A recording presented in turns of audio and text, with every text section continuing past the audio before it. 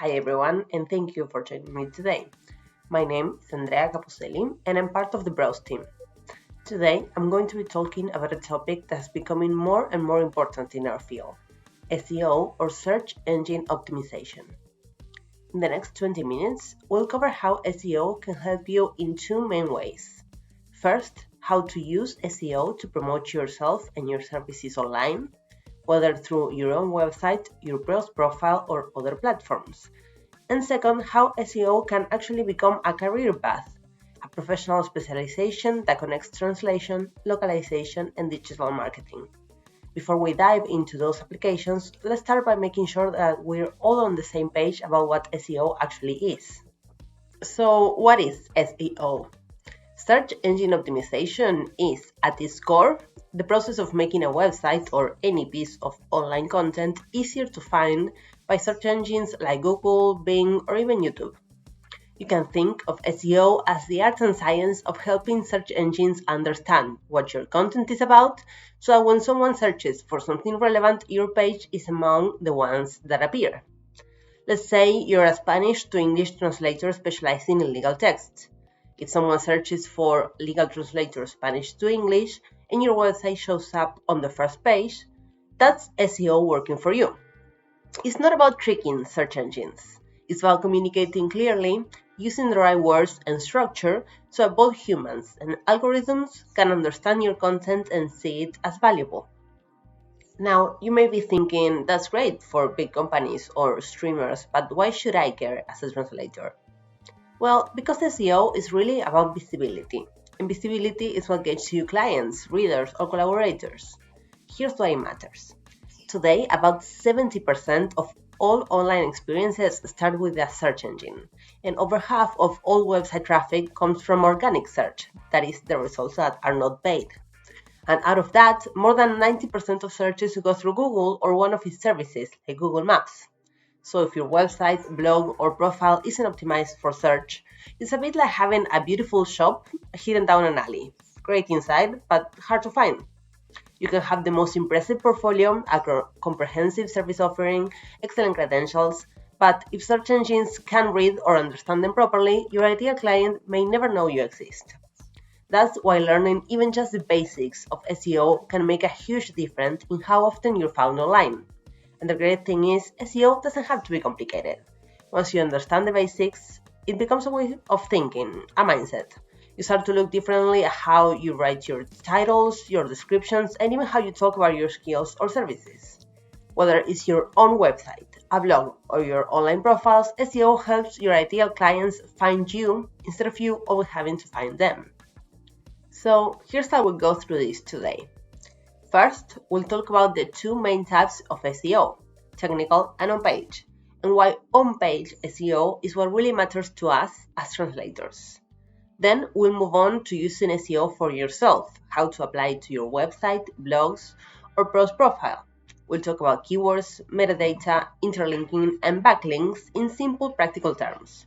Finally, we'll take a look at SEO as a career path, what SEO localization is, and how you can start learning more if you like to expand your services in that direction. By the end, you'll not only have a better understanding of SEO, but also some concrete ideas you can start applying right away, whether to attract more clients or to branch into a growing specialization.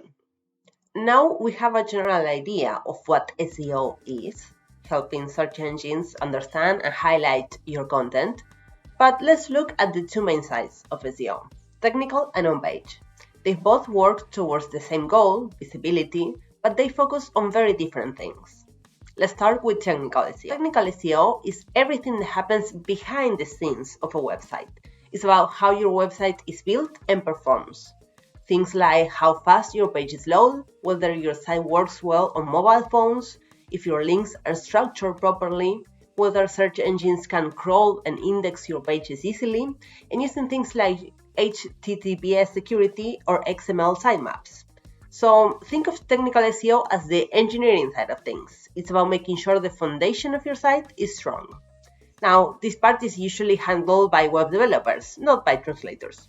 You may touch it if you run your own site and use a content manager system like WordPress, but for most of us, it's not where our expertise lies. That's totally fine, because The second type, on-page SEO, is where language professionals shine. On-page SEO is all about the content itself, the words, structure, and presentation of each page. This includes writing clear, relevant titles and headings, using the right keywords naturally in your text, creating meta titles and descriptions that attract clicks, adding internal links between related pages, and organizing your content so that it's easy to read and understand. In other words, it's about communicating effectively, something we already do every day as translators. If you think about it, SEO and translation share a lot of DNA. Both involve understanding your audience, what people are searching for, or in our case, who will read the translation, choosing the right words to express a concept clearly and naturally, and crafting messages that work across cultures and contexts. That's why translators are actually in a great position to apply SEO principles, not just for clients, but for ourselves. We know how to adapt content, and we know how to research and think about meaning. So when you take those same skills and apply them to online visibility, you get something really powerful, content that sounds great and ranks well. So when it comes to your own online presence, your website, your blog, your post profile, your LinkedIn page, on-page SEO is the part that matters most. You don't need to learn how to code or set up servers. What makes the biggest difference is how you write and structure your content. Which words you use in your titles, how you describe your services, how you link between pages or posts, and how your content aligns with what potential clients are actually searching for. That's where you can start using SEO to help people find you. There are several simple, strategic things you can do to start building visibility online. But before we get into the step-by-step part, let's take a moment to talk about why having your own website or blog is such a valuable asset for translators. Your website is essentially your home base on the internet, the one place that's fully under your control.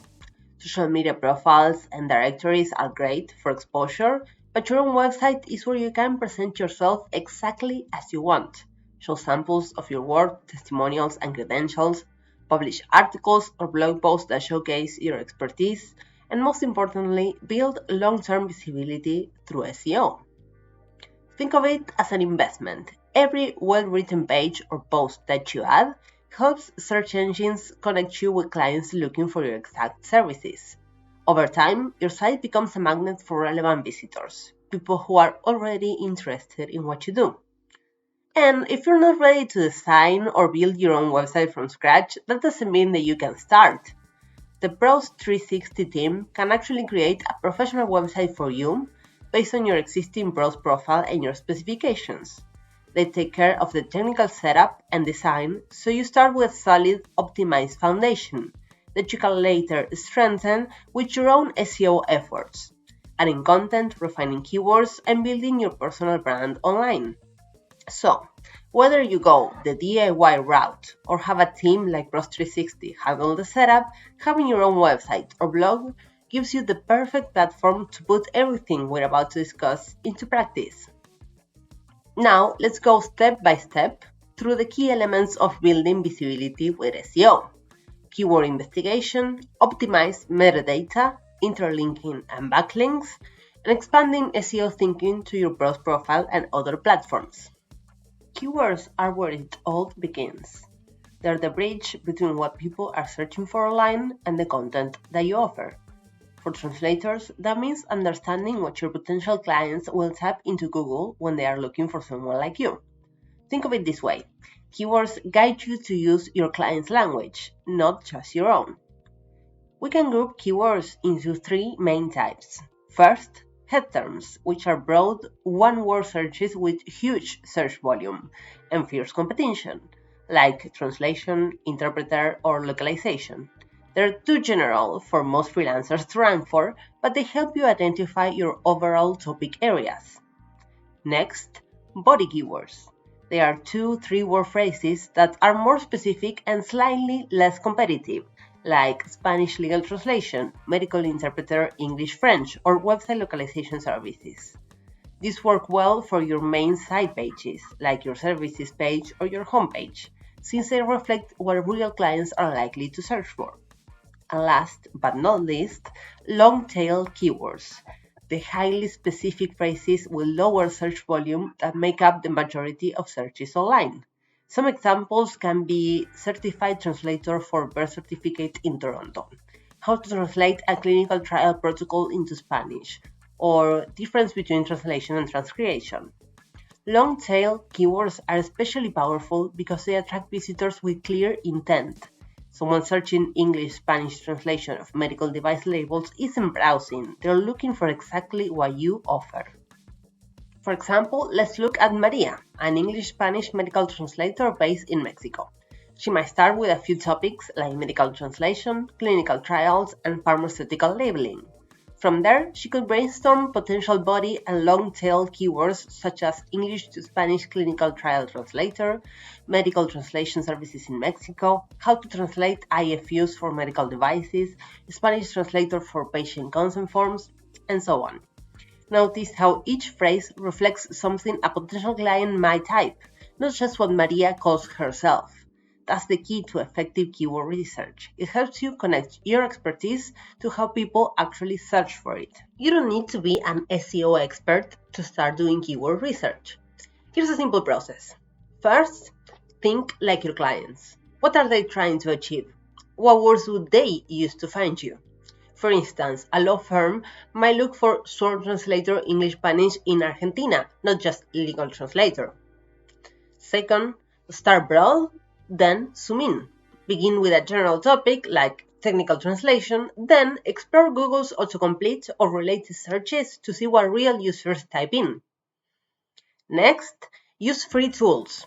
Just to give you an idea, you can use Google Keyword Planner to learn about search volume and competition, Answer the Public to find out about question-based searches, and extensions like Keyword Surfer or Keywords Everywhere to show you relevant data while you're on Google itself.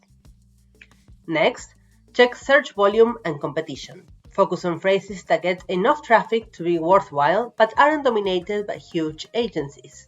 For example, instead of translation services, aim for English, German, patent translation. Next, identify the search intent. If the top results for your keyword are blog posts, you will want to write a blog post. If they are service pages, you will want to optimize your own. Aligning with what users expect helps you rank better. And finally, track trends. Use tools like Google Trends to see whether searches for things like AI translation tools or remote interpreting are rising or falling. Once you've chosen your keywords, put them into practice. Use them naturally in your page titles, headings, and meta descriptions. Mention them early in your content, especially in the first 100 words. Include natural variations and related terms, search engines understand context, and keep your writing focused on clarity and value first. SEO should enhance your message, not distort it. I just mentioned meta description, so let's talk about metadata.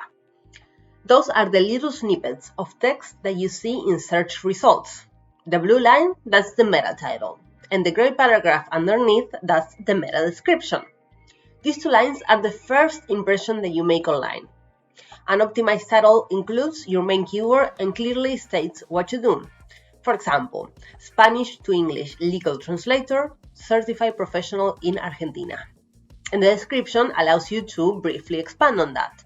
So, for example, to match accurate confidential legal translations from Spanish to English specialized in contracts, certificates, and corporate documentation. The goal here is twofold. You want to help search engines identify your page's topic, and you want to convince humans to click on it. Make sure to check that your metadata is within recommended character limits, so that it doesn't get cut off right in the middle of an important keyword. If you have your own website, you can edit metadata in your site builder or with plugins designed for SEO. The Browse 360 team will set up your site with the SEO framework, but you can choose other tools if you prefer. So far, we've talked about how to make your content searchable through keywords and metadata. But SEO isn't only about what's on your pages, it's also about how your pages are connected and how the rest of the web sees you. That's where interlinking, backlinking, and authority come in. First, interlinking. Interlinking means adding links between different pages on your own website. This helps users navigate your content more easily, and it helps search engines understand how your pages relate to each other. For example, on your services page, you can link to your portfolio or case studies, or on a blog post about translating medical trials, you can link back to your main medical translation page. This creates a clear content structure and helps search engines see that your site covers the topic in depth, which can improve how your pages rank overall. Now, backlinking is when other websites link to your content. Think of each backlink as a little vote of confidence in your credibility. The more trustworthy sites link to you, the more authority your website earns in the eyes of search engines. Not all backlinks are equal though. Quality matters much more than quantity. A single link from an established translation association, a respected university, or an industry blog is worth far more than dozens of links from random directories or forums. If a website with authority links to your website, that bumps your own authority in turn. Authority is essentially your website's online reputation. Search engines try to assess how many other sites link to you, that is the volume, which sites link to you, that is the quality, and how they link to you, that is the context and relevance. Together, these form your backlink profile, basically your site's network of connections across the web. If you want to see where you stand, there are tools like Moz or SEMrush that analyze your backlinks and estimate your domain authority. Most of them have free versions that give you a solid overview of your site's reputation and potential link building opportunities. But how do you get high-quality backlinks? That's where content creation comes in. When you publish useful, well-written resources, like glossaries, blog posts, or guides, other people naturally want to share and link to them.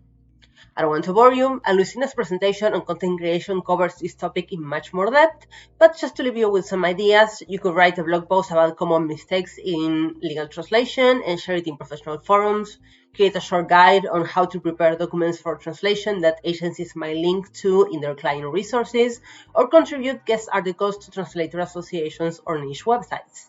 Each of these actions can earn you backlinks and over time build your authority. Finally, remember, even if you don't have your own personal website, you can still apply SEO principles to the virtual spaces that you already have a presence in. Let's take Browse as an example. You have dedicated fields for your meta title and description, so that's an easy one. The same SEO optimized title and description you use for your website can go there. Just head to your profile, click on Settings, and go to Search Engine Settings to customize this. But you also have other fields, like your tagline and your About Me, which make up your own page content. So, applying SEO logic, start your bio with what people are most likely to be searching for, and make sure your first sentences include those key phrases naturally. Additionally, the fields like languages, services, and fields of expertise are there specifically for SEO, and they also help Brow's own search engine connect you with clients. You can also interlink your Browse profile and other places. Link your Browse profile to your LinkedIn or website, link your website back to your Browse profile, share your profile in your email signature or in social media. Each of these strengthens your online presence and makes it easier for clients to find consistent, connected information about you. The same logic applies to other platforms. LinkedIn, Facebook pages, translation directories. Consistency and clarity are key. If every platform you use tells the same story, using similar keywords and tone, search engines start to associate all of that content with you. So, using SEO for yourself isn't about turning into a marketer overnight. It's about developing a mindset, a way of thinking about your visibility and searchability. It means writing with your client's language in mind, making your profiles and website clear, searchable, and consistent, and seeing your online presence as an interconnected ecosystem, not a collection of separate profiles. When you do that, you're not only making yourself easier to find, you're also building a more professional, trustworthy, and polished brand online. And once you start to understand SEO from that perspective, it opens another door. Because SEO isn't just something that you can use, it's also something you can offer. In the next part, we'll talk about SEO as a career path, what SEO localization is, how it differs from other types of localization, and how translators can start building skills to move into the growing niche. As translators, we're already skilled communicators across languages and cultures. SEO localization is where those skills meet the world of digital marketing, and it's a space with growing demand. So, what is SEO localization? Basically, it's the process of adapting online content so that it ranks well in another language and another market. Let's say a company has a website in English that ranks well on Google. They want to reach Spanish-speaking audiences in Spain and in Mexico. They can't just translate the text word for word. They need to make sure that the localized version targets the right search terms, uses local phrasing, and matches cultural preferences for that audience. For example, in English, people might search for car insurance quotes, but in Spain, the equivalent audience might search for comparador de seguros de coche, which means car insurance comparison. So a simple translation wouldn't work. It has to be researched and adapted for the local search behavior. That's SEO localization, combining translation, cultural adaptation, and keyword research to make sure that the content performs well in the new market. Traditional localization focuses on adapting content for comprehension and cultural fit, making sure the message works in another language and another context. SEO localization adds another layer, visibility. You're not just asking, does this sound natural? You're asking, will people find this content when they search for it? That means doing things like researching target language keywords and integrating them naturally, adjusting titles, meta descriptions, and headings for search intent, understanding regional differences in how users search online and the kind of content that they are expecting to find, and sometimes working with marketing teams to align the translation with broader campaigns. In other words, it's localization with a strategic twist.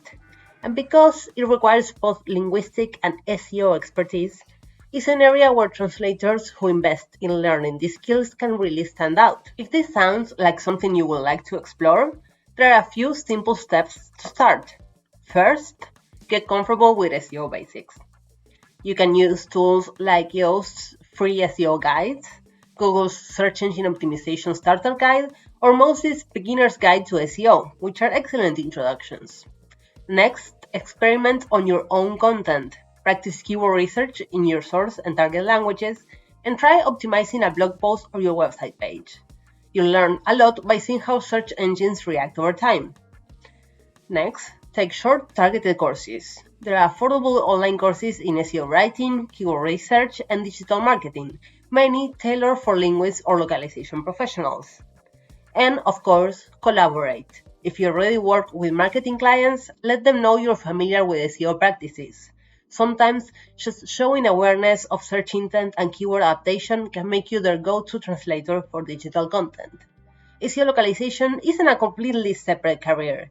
It's a natural evolution for translators who want to expand into marketing and content strategy. So let's take a step back and summarize what we covered today. First, SEO is about helping search engines and people understand what your content is about. It has two sides: technical SEO, which is the behind the scenes setup, and on-page SEO, the content and language side. For translators, on-page SEO is where we can make the biggest difference, both for our own visibility and for our clients. You can start applying it right now by researching and using the right keywords, writing clear, optimized titles and descriptions, creating meaningful links between your pages and platforms, and keeping your online presence consistent across sites like Browse, LinkedIn, and your personal website.